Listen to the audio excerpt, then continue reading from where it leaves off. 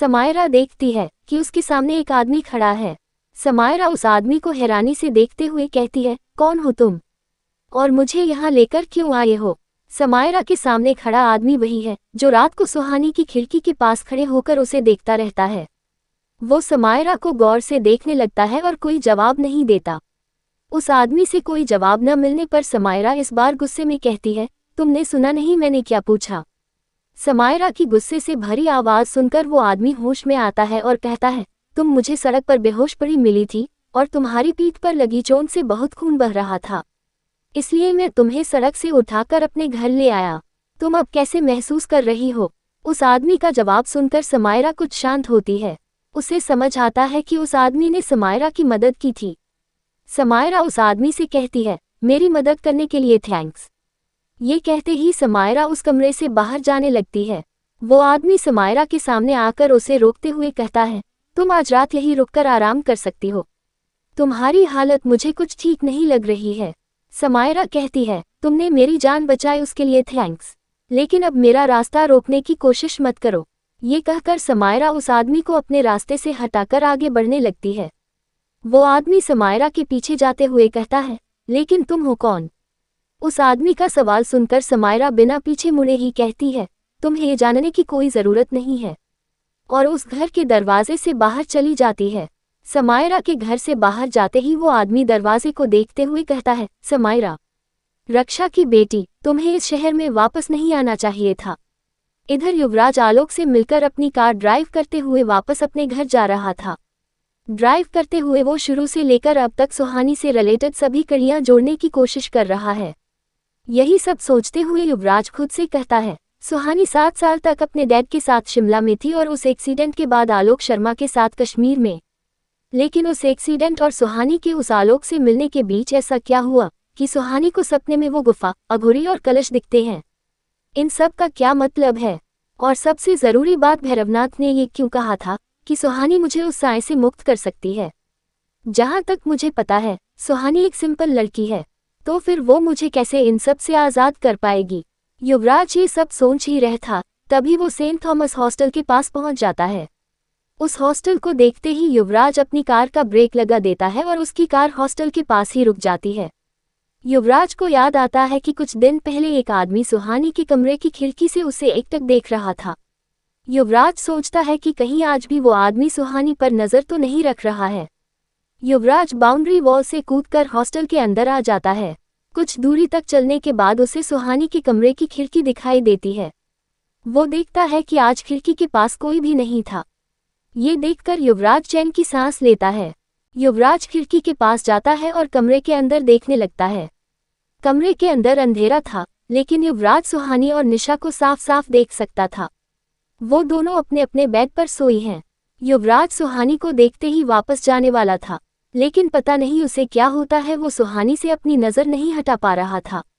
उसका मन कर रहा था कि वो बस इसी तरह सुहानी को देखता रहे। कुछ देर इसी तरह सुहानी को देखने के बाद युवराज खुद को रोक नहीं पाता। वो खिड़की से कमरे के अंदर चला जाता है। युवराज सुहानी के पास जाकर बेड पर बैठ जाता है और सुहानी को सोते हुए देखने लगता है। सुहानी को देखते हुए युवराज की आंखें नम हो जाती है। वो सुहानी का हाथ अपने दोनों हाथों में ले लेता है और अपने मन में कहता है, सॉरी सुहानी, तुम्हारी इस हालत का जिम्मेदार मैं हूँ।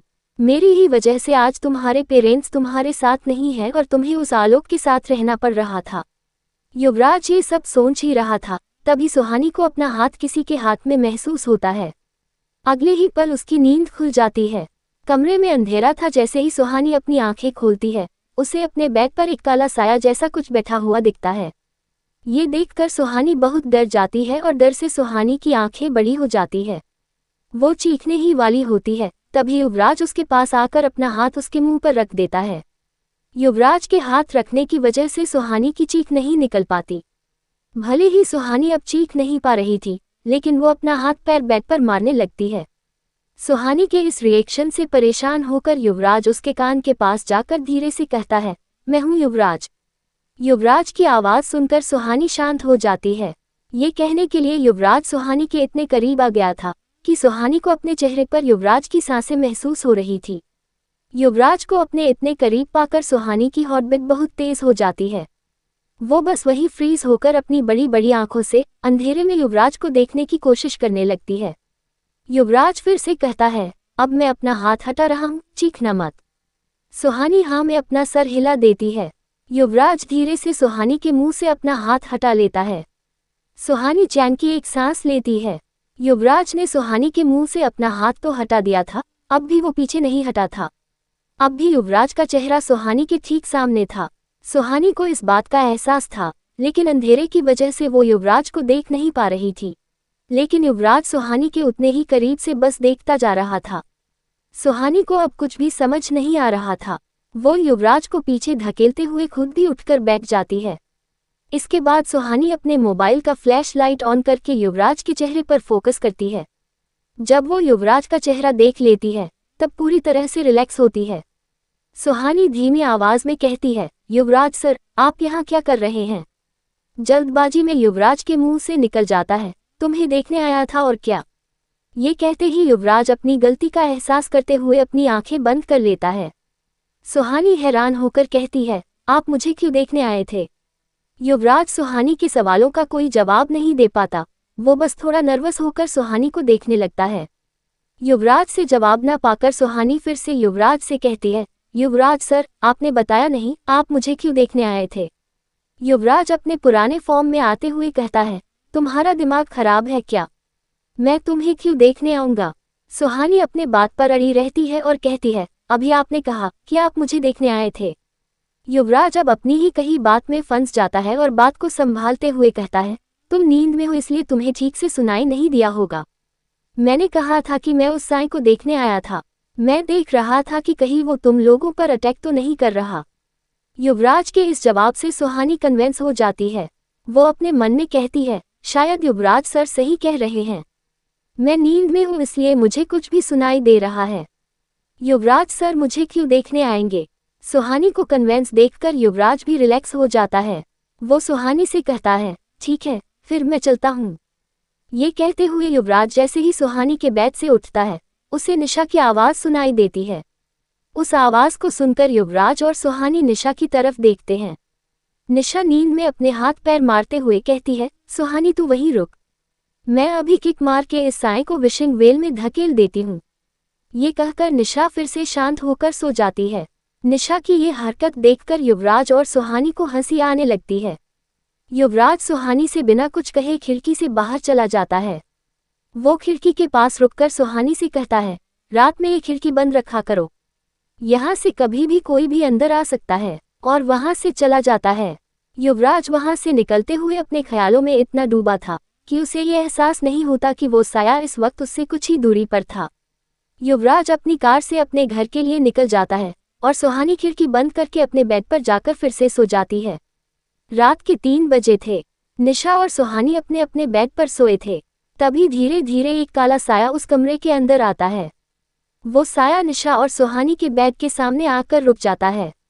अगले ही पल वो धीरे धीरे निशा की तरफ बढ़ने लगता है, लेकिन जैसे ही वो निशा से 1 मीटर की दूरी तक जाता है, वो उसकी तरफ आगे नहीं बढ़ पाता। निशा के उस रुद्राक्ष की वजह से आज फिर वो साया उसका कुछ बिगाड़ नहीं पाता। वो साया पीछे हट जाता है। कुछ देर बाद वो साया सुहानी की तरफ बढ़ने लगता है। धीरे धीरे वो सुहानी के बेड के एकदम नज़दीक पहुंच जाता है और अगले ही पल वो साया गायब हो जाता है। उस साये के गायब होने के कुछ ही देर बाद सुहानी की आंखें अचानक से खुल जाती है। वो बेड पर ही लेटे हुए एकटक ऊपर लगे फैन को देखने लगती है। इस वक्त सुहानी के आंखों की पुतली नॉर्मल से काफ़ी छोटी हो गई थी और वो अपनी पलकें भी नहीं झपका रही थी। सुहानी बिना करवट लिए उठकर बैठ जाती है। अभी भी वो बस अपने सामने ही देख रही थी। कमरे में पूरी तरह से अंधेरा था। रोशनी के नाम पर सिर्फ सुहानी की आंखें चमक रही थी। उसके चेहरे पर अभी कोई एक्सप्रेशन नहीं था। सुहानी अपना सर राइट साइड घुमाती है। उसके राइट साइड पर निशा सो रही थी। निशा को सोते देख सुहानी फिर से अपना चेहरा सामने करते हुए बेड से नीचे उतर जाती है। नीचे उतरकर चलते हुए वो दरवाजे की तरफ जाती है और धीरे से दरवाज़ा खोलकर कमरे से बाहर चली जाती है। सुहानी अब बेहोशी में चल रही थी। ऐसा लग रहा था जैसे उसकी बॉडी पर कोई वश ही ना हो। चलते हुए वो सीढ़ियों के पास पहुंच जाती है और आगे बढ़ने लगती है। इसी बीच निशा की नींद खुल जाती है। निशा देखती है कि सुहानी अपने बेड पर नहीं है और कमरे का दरवाजा भी खुला है। निशा ये देखकर घबरा जाती है और तुरंत उठकर वॉशरूम में सुहानी को चेक करती है, लेकिन सुहानी वहां नहीं थी। निशा कमरे से बाहर निकलकर सुहानी को ढूंढने लगती है। इधर सुहानी चलते हुए हॉस्टल की छत पर आ चुकी थी। वो बस सामने देखते हुए आगे बढ़ते जा रही थी। आगे बढ़ते हुए सुहानी छत की रेलिंग पर चढ़ जाती है और नीचे देखने की बजाय बस सामने ही देखती रहती है। उसे देखकर ऐसा लग रहा था जैसे उसे एहसास ही नहीं है कि वो कहाँ पर खड़ी है। सुहानी आधी रात को नाइट ड्रेस में खुले बालों के साथ रेलिंग पर खड़ी थी। उसे ऐसे देखकर डर से किसी के भी दिल की धड़कन रुक सकती थी। सुहानी अब अपना दाहिना पैर ऊपर उठाकर आगे बढ़ा देती है। अब सुहानी का एक पैर छत की रेलिंग पर था और दूसरा पैर हवा में। सुहानी हल्की मुस्कान के साथ एक भयानक आवाज में कहती है, आज तेरा खेल खत्म। सुहानी के ऐसा कहते ही वो काला साया सुहानी के शरीर से बाहर निकल जाता है और अगले ही पल तेजी से वहां से चला जाता है। उस साए के जाने के कुछ सेकंड बाद सुहानी को होश आता है और वो खुद को हॉस्टल की छत पर पाती है। सुहानी को समझ नहीं आता कि ये सब सच है या वो सपना देख रही है। तभी उसकी नज़र नीचे जाती है। वो देखती है कि वो इस वक्त छत की रेलिंग पर खड़ी है और उसका एक पैर आगे की तरफ हवा में लटका हुआ है। ये देखकर सुहानी घबरा जाती है और उसका बैलेंस बिगड़ जाता है। अगले ही पल वो रेलिंग से नीचे की तरफ गिरने लगती है और गिरते हुए उसकी चीख निकल जाती है। आज सुहानी को लगा था कि वो नीचे गिरकर मर ही जाएगी, लेकिन अगले ही पल उसे एहसास होता है कि वो हवा में लटकी है और किसी ने छत के सहारे उसका हाथ पकड़ लिया है। सुहानी छत से ऊपर देखती है तो उसे एक आदमी दिखाई देता है। ये वही आदमी था जो सुहानी पर नजर रखता था। वो आदमी सुहानी से कहता है, तुम डरो मत, मैंने तुम्हें पकड़ लिया है। वो आदमी सुहानी को ऊपर खींचने लगता है। तभी निशा भी वहां आ जाती है और उस आदमी की मदद करने लगती है। अब सुहानी का एक हाथ उस आदमी ने पकड़ा था और दूसरा निशा ने। कुछ ही देर में सुहानी ऊपर आ जाती है। वो तीनों उस छत के फ्लोर पर घुटने के बल बैठे हौंफ रहे थे। वो आदमी हौंफते हुए सुहानी से कहता है, तुम ठीक तो हो ना? उस आदमी के ये कहते ही सुहानी सब कुछ भूलकर उसे गौर से देखने लगती है और कहती है, मैंने आपको पहले कहीं देखा है। क्या मैं आपको जानती हूँ? ये सुनकर वो आदमी घबरा जाता है और कहता है, मुझे जाना होगा, हॉस्टल के बाकी लोग यहाँ आ रहे हैं। ये कहकर वो आदमी भागते हुए जाता है और हॉस्टल की पाइप से नीचे उतर जाता है। सुहानी परेशान होकर निशा से कहती है, निशा, मैंने इन्हें कहीं देखा है। निशा सुहानी को समझाते हुए कहती है, सुहानी तू इस वक्त शॉक में है, इसलिए तुझे ऐसा लग रहा है।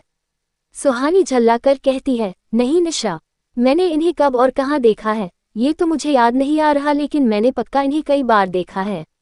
निशा भी ऊंची आवाज में कहती है, अरे देखा है तो कहाँ देखा है? सुहानी कुछ देर तक बेचैन होकर सोचने लगती है, फिर एकदम से शांत हो जाती है। सुहानी निशा की आंखों में देखते हुए कहती है, अपने सपने में। सुहानी की बात सुनकर निशा उसे हैरानी से देखने लगती है। निशा कहती है, तेरे सपने में, इसका मतलब? निशा इतना ही कह पाई थी तभी वहां हॉस्टल वार्डन और कुछ लड़कियां आ जाती है। सुहानी जब छत की रेलिंग से नीचे गिरी थी तब उसकी चीख निकल गई थी। उसी चीख को सुनकर हॉस्टल में कुछ लोगों की नींद खुल गई थी। वो सब भागते हुए छत आ जाती है। वो सब निशा और सुहानी को ऐसे फ्लोर पर बैठे देखकर चौंक जाती हैं और फौरन निशा और सुहानी के पास आ जाती हैं। निशा और सुहानी फ्लोर पर बैठी थी और सुहानी के हाथ में कुछ खरोंचे थी। छत से गिरते हुए उसे कुछ चोटें लग गई थी। ये सब देखकर वार्डन बौखलाहट के साथ कहती है, तुम लोग यहाँ क्या कर रही हो? और अभी यहाँ से किसके चीखने की आवाज आई थी? सुहानी वार्डन के सवाल पर खामोश रहती है। निशा बात को संभालते हुए कहती है, वो मैम, क्या है ना, मुझे और सुहानी को नींद नहीं आ रही थी तो हम दोनों छत पर वॉक करने आ गए। हम बस वॉक कर ही रहे थे, तभी सुहानी का पैर फिसल गया और वो फ्लोर पर गिर गई, इसलिए उसकी चीख निकल गई। निशा की बात सुनते ही वार्डन गुस्से से आग बबूला हो जाती है। वो झल्लाते हुए निशा और सुहानी से कहती है, तुम दोनों का दिमाग खराब हो गया है क्या, जो रात के 3 बजे छत पर वॉक करने आई थी? तुम्हें नहीं पता कि आए दिन शहर में लोगों को मौत हो रही है? एक तो आधी रात को छत पर आ गई और इस तरह से चीखकर लोगों को डरा रही हो। सुहानी और निशा अपनी सफाई में कुछ नहीं कहती, वो बस अपना सर झुकाए बैठे रहते हैं।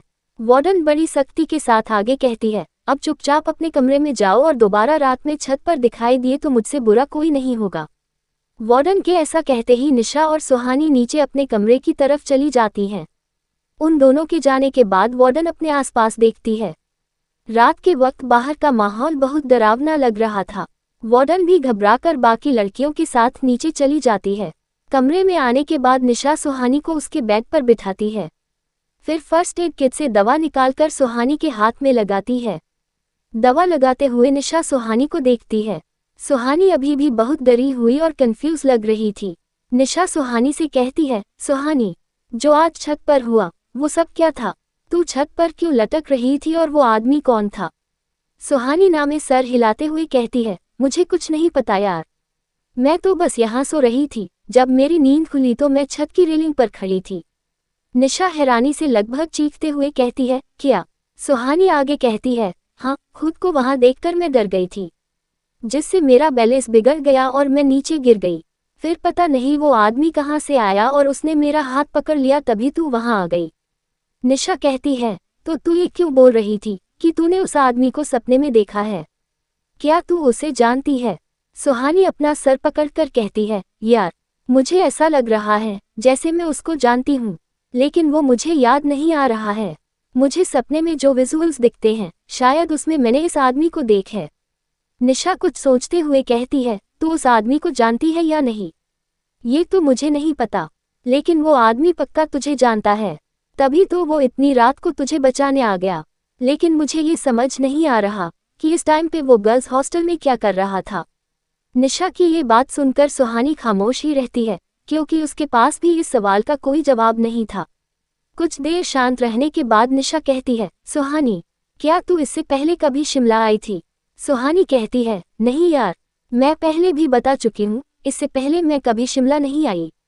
निशा सीरियस होकर कहती है, सुहानी, मुझे लगता है कि तेरा इस शहर से पहले से ही कोई कनेक्शन है। सुहानी अपनी बात पर जोर देकर कहती है, नहीं निशा, मैं शिमला कुछ महीने पहले ही तो आई हूँ और हमारे कोई रिलेटिव भी यहाँ नहीं रहते। यहाँ से मेरा क्या कनेक्शन होगा? निशा सुहानी की आंखों में देखते हुए कहती है, सुहानी, तुझे याद है जब हम सना को ढूंढने के लिए सिंघानिया मेंशन गए थे? सुहानी अपना सर हाँ में हिलाते हुए कहती है, हाँ, मुझे याद है। तो निशा आगे कहती है, तो जब हम उस रात वहां गए थे तो उस मेंशन के किसी भी रूम में हमें सना नहीं मिली थी और हम वहां से बाहर निकलने वाले थे। तभी तूने अचानक से कहा था कि उस पहले वाले रूम के नीचे एक तहखाना है। अगर तू पहले शिमला आई ही नहीं है तो तुझे कैसे पता कि सिंघानिया मेंशन में एक तहखाना है और वो कहाँ है? निशा की ये बात सुनकर सुहानी सकते में आ जाती है और वो बिल्कुल खामोश हो जाती है। निशा भी शांत होकर सुहानी के जवाब का इंतजार करने लगती है। सुहानी डर और कंफ्यूजन के साथ कहती है, निशा, ये बात तो मेरे दिमाग में ही नहीं आई। मुझे नहीं पता कि मैं उस तहखाने के बारे में कैसे जानती थी। उस वक्त मुझे बस एक स्ट्रांग इंट्यूशन आया और मैंने ऐसा कह दिया। निशा कहती है, सुहानी, हो सकता है कि तू अपने मेमोरी लॉस से पहले कभी शिमला आए हो। और इससे आगे निशा कुछ नहीं कहती। उसे भी पता था कि अभी कुछ भी अंदाजा लगाने से कोई फायदा नहीं है। कुछ देर बाद सुहानी कहती है, चल यार, इसके बारे में बाद में बात करेंगे, अभी सो जाते हैं। कल पद्मिनी के ऑफिस में सर्च ऑपरेशन करना है। निशा भी सुहानी की बात से सहमत होती है और दोनों अपने अपने बेड पर सो जाते हैं। अगले दिन सुबह सुबह सुहानी और विवेक कॉलेज कैंपस में खड़े थे। वो दोनों काफी नर्वस लग रहे थे। ऐसा लग रहा था जैसे वो किसी का इंतजार कर रहे हैं। कुछ ही देर में निशा उनके पास आ जाती है। सुहानी निशा से कहती है, तू कहाँ चली गई थी? निशा हड़बड़ाते हुए कहती है, वो सब छोड़ो, तुम दोनों मेरे साथ चलो, हमारे पास टाइम कम है। ये कहकर निशा सुहानी और विवेक का हाथ पकड़कर उन्हें अपने साथ ले जाती है। ना चाहते हुए भी विवेक और सुहानी को निशा के साथ जाना पड़ता है, क्योंकि अब उनके पास और कोई ऑप्शन नहीं बचा था। वो तीनों दबे पांव पद्मिनी सिंघानिया के ऑफिस के पास पहुंचते हैं। वो तीनों फिर से उसी दीवार की आड़ से ऑफिस को देखने लगते हैं। वहां अभी भी वो गॉड ड्यूटी पर था। वो गॉड इस वक्त एक चेयर पर बैठकर चाय पी रहा था। उसे देखकर विवेक चिढ़ते हुए कहता है, इस गॉड के रहते हुए हम ऑफिस के अंदर कैसे जाएंगे? सुहानी भी इसी सोच में पड़ जाती है, लेकिन निशा रिलैक्स होकर कहती है, तुम लोग न बहुत जल्दी पैनिक करने लगते हो। 2 मिनट शांत होकर सामने देखो। विवेक और सुहानी चुपचाप उस गॉड को देखने लगते हैं। कुछ ही देर बाद वो गॉड थोड़ा परेशान होकर वहां से चला जाता है। गॉड को वहां से जाते देख विवेक और सुहानी चौंक जाते हैं। विवेक निशा को शक भरी नजरों से देखते हुए कहता है, निशा तुमने उस गॉड के साथ क्या किया है? निशा अपनी नजरें चुराते हुए कहती है, मैंने कुछ नहीं किया। विवेक उसकी आंखों में देखकर जोर देते हुए कहता है, तुमने पक्का कुछ तो किया है, वरना वो गॉड ऐसे परेशान होकर कैसे चला गया? निशा शरारत भरी मुस्कान के साथ सुहानी और विवेक से कहती है, वो मैंने उस गॉड की चाय में लूज मोशन की दवा मिला दी थी, अब वो सारा दिन टॉयलेट में ही गॉड रहेगा और हम आराम से पद्मिनी के ऑफिस की तलाशी ले सकते हैं। निशा की बात सुनते ही सुहानी उस पर गुस्सा करते हुए कहती है, निशा तू पागल है क्या? अपना काम निकालने के लिए उस बेचारे गॉड की तबीयत खराब करने की क्या जरूरत थी? विवेक भी सुहानी से सहमत होकर कहता है, हाँ निशा, अगर उसकी तबीयत ज्यादा खराब हो गई तो। निशा उन दोनों की बातों से चिढ़ते हुए कहती है, मैंने उसकी चाय में लूज मोशन की दवा लिमिट में डाली है। और दूसरी बात, तुम लोगों के पास इससे बेहतर कोई आइडिया था क्या? निशा की बात सुनकर विवेक और सुहानी कुछ भी नहीं कहते। उन्हें खामोश देखकर निशा आगे कहती है, अब चलो, टाइम कम है हमारे पास। निशा की बात सुनकर सुहानी पद्मिनी के ऑफिस की तरफ बढ़ने लगती है। तभी निशा उसका हाथ पकड़कर उसे रोक लेती है और कहती है, सुहानी, एक मिनट रुक। निशा अपने बैग से एक गुलेल निकालती है और उस पर एक पत्थर लगाती है। सुहानी और विवेक मुंह बनाकर निशा को देखने लगते हैं। उन्हें कभी भी निशा की हरकतें समझ नहीं आती थी, लेकिन वो दोनों निशा से कोई सवाल नहीं करते। अगले ही पल निशा दीवार की आड़ लेकर पद्मिनी के ऑफिस के दरवाजे की तरफ निशाना लगा देती है। जैसे ही निशा पत्थर को गुलेल से छोड़ती है, वैसे ही सुहानी और विवेक भी दीवार से झांकते हुए पद्मिनी ऑफिस को देखने लगते हैं। वो देखते हैं कि उसके ऑफिस के दरवाजे के ऊपर एक सीसीटीवी कैमरा लगा हुआ था, जिसे निशा ने गुलेल से तोड़ दिया। अब फिर से वो दोनों निशा को गुस्से से देखने लगते हैं। निशा उन दोनों की नाराजगी इग्नोर करके पद्मिनी के ऑफिस की तरफ बढ़ते हुए कहती है, कम ऑन, इससे अच्छा आइडिया नहीं था तुम दोनों के पास। इस बार विवेक और सुहानी भी निशा की बात से सहमत होते हैं और उसके पीछे ही जाने लगते हैं। वो तीनों पद्मिनी सिंघानिया के ऑफिस के अंदर आ जाते हैं। पद्मिनी का ऑफिस बहुत बड़ा था। ऑफिस के अंदर का एक एक सामान बिल्कुल सिस्टमेटिक तरीके से रखा हुआ था। वो तीनों घूमते हुए ऑफिस को हर तरफ से देखने लगते हैं। तभी विवेक की नज़र पद्मिनी के डेस्क पर रखे बॉल साइज के एक पेपरवेट पर जाती है। उसे देखते हुए विवेक कहता है, इसे देखो, इस पेपरवेट के अंदर तो विशिंग वेल दिखाई दे रहा है ना? विवेक की बात सुनकर निशा और सुहानी भी उस पेपरवेट को देखने लगते हैं। वो दोनों भी उसे देखकर हैरान रह जाते हैं। निशा उसे देखते हुए कहती है, हाँ यार, इसमें तो विशिंग वेल दिख रहा है। ऐसा लग रहा है जैसे पुराने रोड पर कोई कैमरा लगा है और ये पेपरवेट उनका मॉनिटर है। देखो, इसमें तो विशिंग वेल के आसपास के पेड़ के पत्ते भी हिलते हुए दिख रहे हैं। ये कहते हुए निशा उस पेपरवेट की तरफ अपना हाथ बढ़ाती है। निशा को उस पेपरवेट की तरफ हाथ बढ़ते देख विवेक उसका हाथ पकड़ लेता है और कहता है, निशा, हमें पता नहीं है ये क्या चीज है, इसे हाथ मत लगाओ। सुहानी उन दोनों को टोकते हुए कहती है, गाइस, जो काम करने आए हैं पहले वो कर लेते हैं, हमारे पास टाइम बहुत कम है। फिर वो तीनों अपने काम में लग जाते हैं। वो तीनों ऑफिस के अलग अलग स्पेस पर जाकर डॉक्यूमेंट्स चेक करने लगते हैं।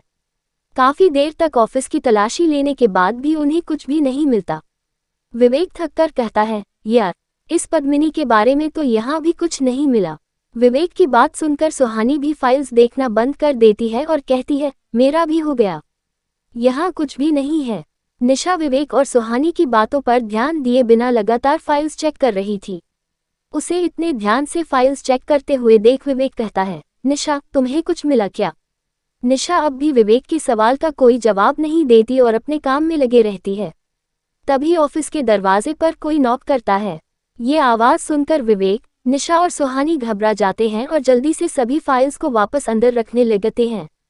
कुछ ही सेकंड बाद ऑफिस के बाहर से उस गॉड की आवाज आती है, कोई अंदर है क्या? गॉड की आवाज सुनकर सुहानी और उसके दोस्त और भी डर जाते हैं। वो तीनों उस कमरे के चारों तरफ देखने लगते हैं। तभी निशा की नज़र एक खिड़की पर पड़ती है। वो उस खिड़की की तरफ इशारा करते हुए सुहानी और विवेक से कहती है, जल्दी चलो, हमें वहां से बाहर निकलना है। अगले ही पल वो तीनों खिड़की के पास पहुंच जाते हैं।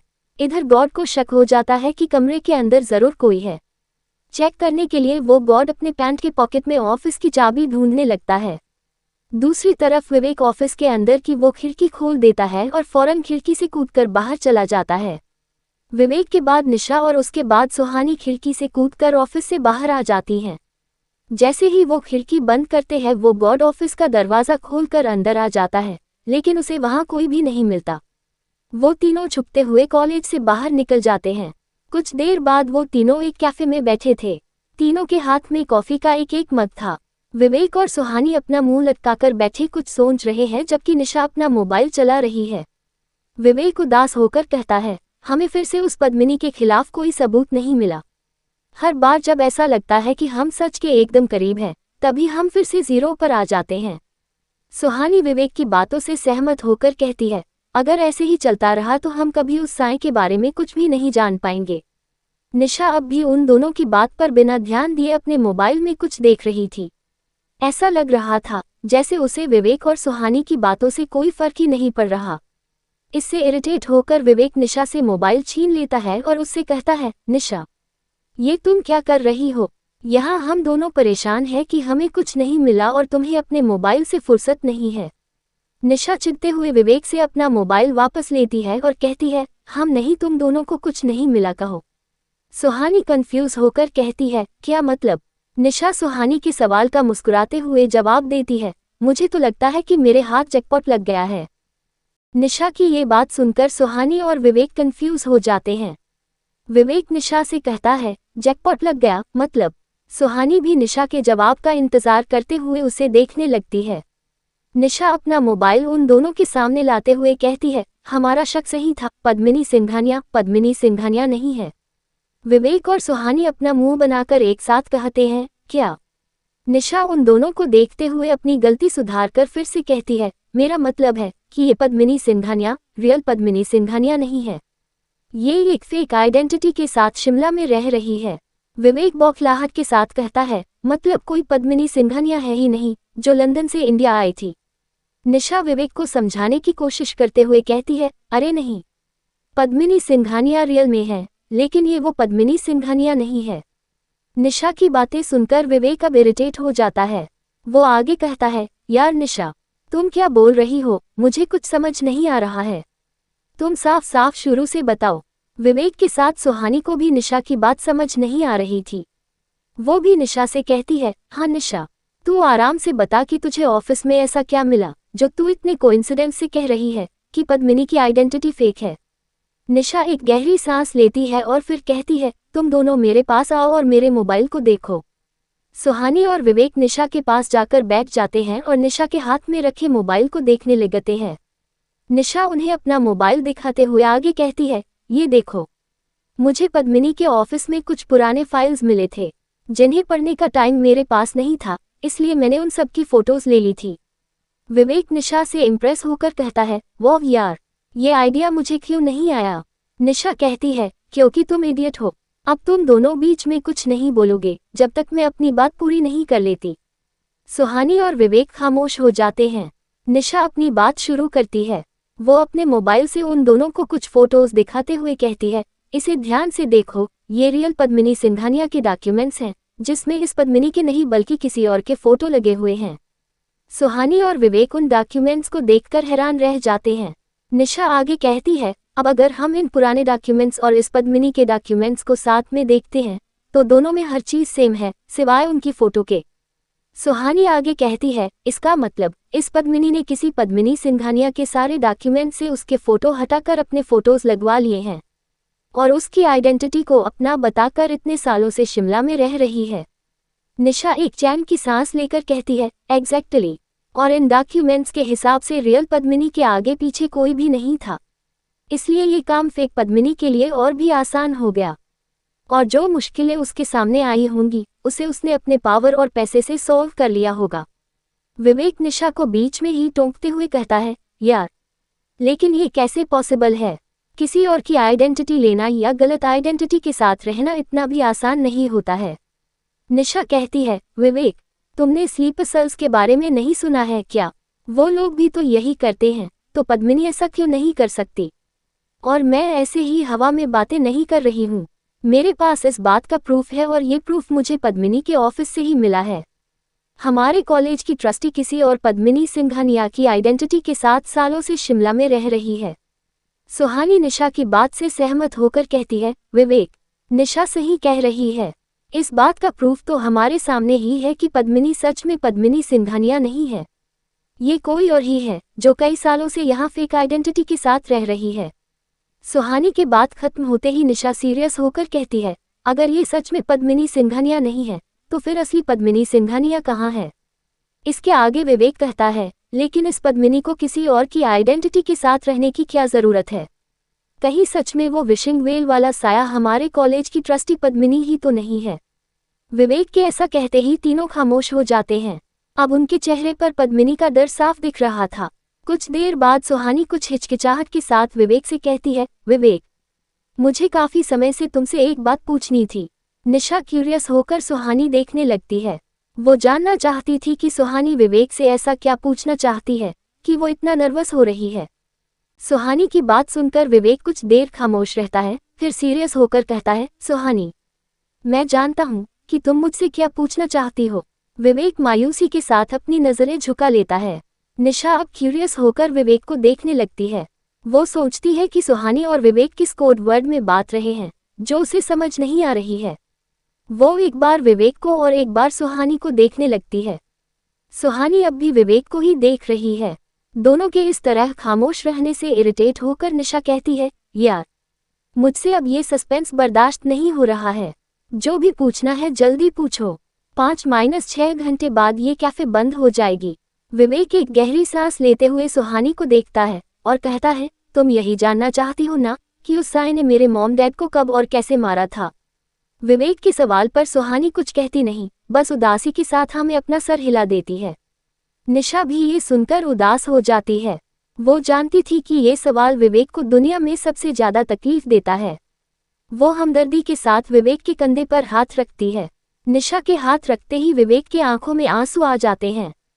विवेक की ये हालत देखकर सुहानी कहती है, इट्स ओके विवेक, तुम नहीं बता पाओगे तो कोई बात नहीं।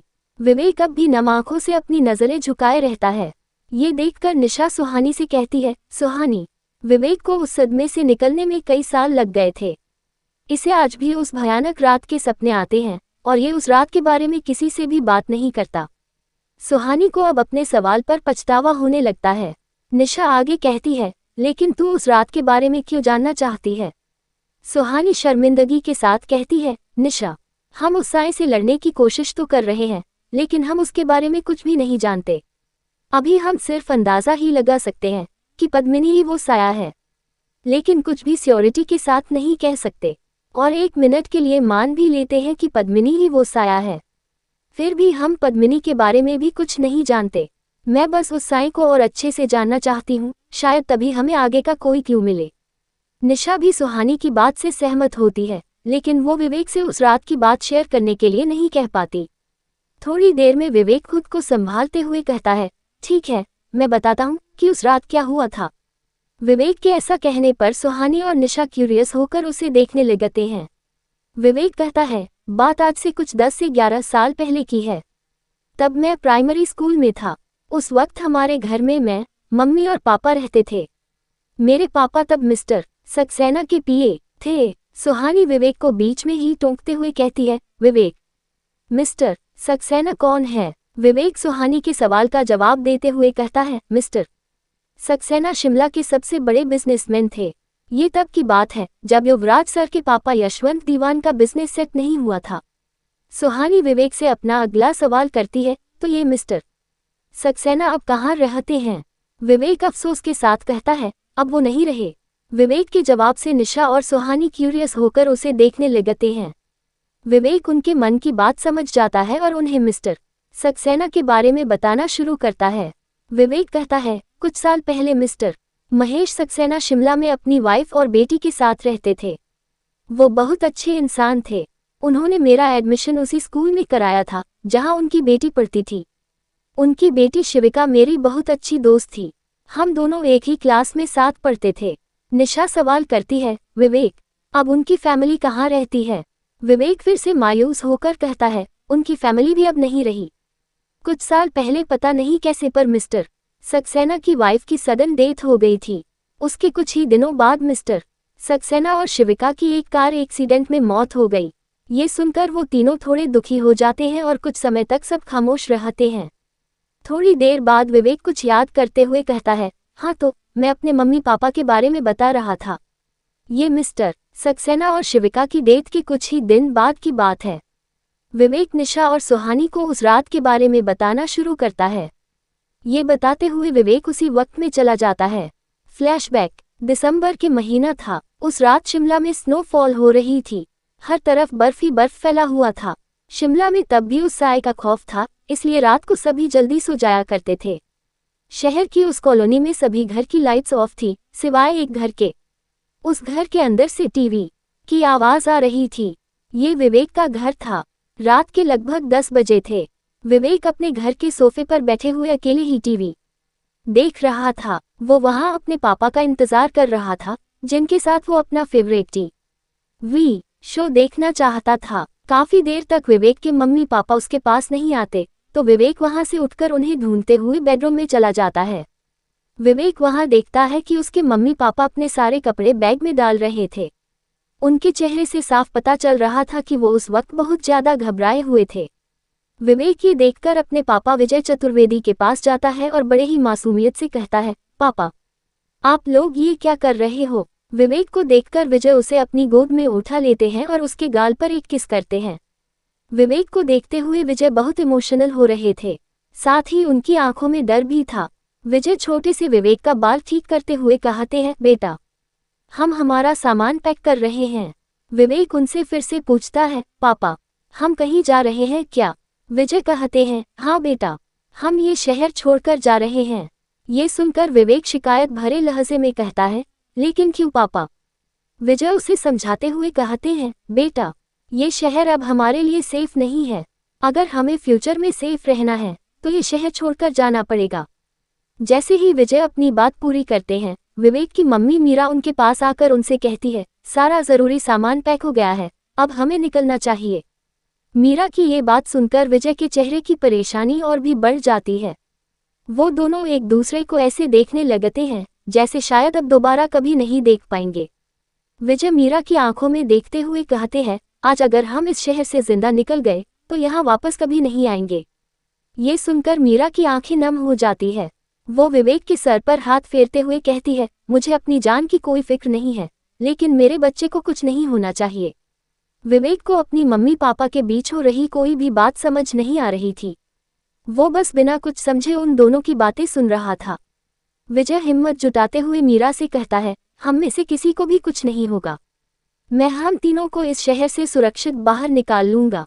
ये कहकर विजय मीरा और विवेक को गले से लगा लेते हैं। कुछ ही देर बाद विजय विवेक और मीरा के साथ अपनी कार में बैठकर शहर से बाहर जाने के लिए निकल जाते हैं। विजय कार ड्राइव कर रहे थे। विजय और मीरा बहुत ज्यादा डरे हुए थे, जबकि इन सबसे अनजान विवेक कार में आराम से बैठा था। तभी अचानक से कार की स्पीड अपने आप बढ़ जाती है। अचानक से ऐसा कुछ होते देख पहले तो विजय को कुछ समझ नहीं आता, लेकिन कुछ ही देर में उन्हें एहसास हो जाता है कि अब उनके साथ क्या हो रहा है। विजय घबराकर कार की ब्रेक लगाने की कोशिश करते हैं, लेकिन कार की स्पीड कम होने की बजाय और बढ़ती जा रही थी। विजय को एहसास होता है कि अब कार पर उनका कोई कंट्रोल नहीं रह गया है। अगले ही पल वो कार एक यू टर्न ले लेती है। विजय अपनी स्टीयरिंग घुमाकर कार को फिर से उसी डायरेक्शन में ले जाने की कोशिश करते हैं जहां वो जाना चाह रहे थे, लेकिन कार अब अपने आप चल रही थी। ये देखकर मीरा भी घबरा जाती है और विजय से कहती है, विजय तो हमें शहर से बाहर जाना है ना, तो आप कार शहर के अंदर क्यों लेकर जा रहे हो? विजय भी घबराहट के साथ जवाब देते हैं, मीरा मैं कुछ भी नहीं कर रहा हूँ, ये कार अपने आप चल रही है। ये सुनकर मीरा और भी डर जाती है और डरकर वो विवेक को अपनी बाहों में ले लेती है। विवेक को अब भी कुछ समझ नहीं आ रहा था। अब कार बड़ी तेजी से चलने लगती है और कुछ देर बाद वो कार एक जगह पर आकर रुक जाती है। जब विजय और मीरा देखते हैं कि वो कार कहाँ रुकी है तो डर से उनकी रूह कांप जाती है। सामने देखकर मीरा डर से हकलाते हुए कहती है, वही विजय हम यहाँ कैसे आ गए? विजय के पास भी मीरा के सवाल का जवाब नहीं था। वो भी आंखों में खौफ लिए सामने देख रहे थे। वो कार कहीं और नहीं बल्कि विशिंग वेल के पास खड़ी थी। आगे की स्टोरी अगले एपिसोड में।